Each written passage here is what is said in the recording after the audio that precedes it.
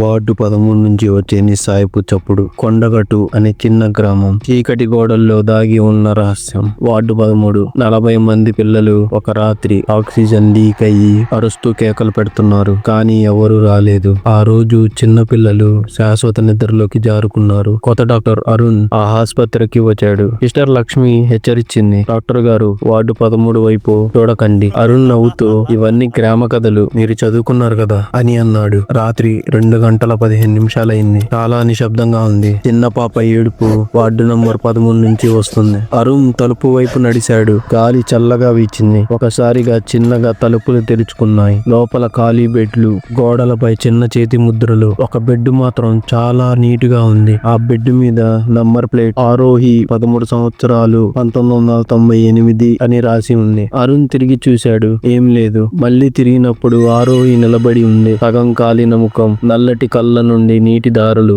Doctor, నన్ను మర్చిపోయావా అని అంది. ఒకసారిగా బెడ్లన్నీ కదులుతున్నాయి. గోడల నుండి రథపు చేతులు, గాలిలో రక్తం. అరుణ్ పరిగెత్తాడు. కానీ ప్రతి దారి వార్డు 13 కి తీసుకొని వెళ్ళింది. గడియారం 2:15 దగ్గర ఆగిపోయింది. పిల్లల గొంతులు, మమ్మల్ని ఎందుకు వదిలిపెట్టావు అని గట్టిగా అరుస్తున్నాయి. ఆరోహి ముందు కూర్చుంది. చేతుల్లో చచ్చిపోయిన పిల్లల బొమ్మలు. మీ నాన్న తప్పు చేశాడు, ఇప్పుడు నువ్వు భరించాలి. అరుణ్ చీకట్లో మునిగిపోయాడు. గ్రామస్తులు వచ్చేసరికి అరుణ్ బెడ్ మీద పడున్నాడు. వైద్యులు బ్రెయిన్ డెడ్ అయింది అన్నారు. అప్పటి నుండి రాత్రి 2:15కి 13వ వార్డు నుండి ఎటువంటి శబ్దం రాలేదు.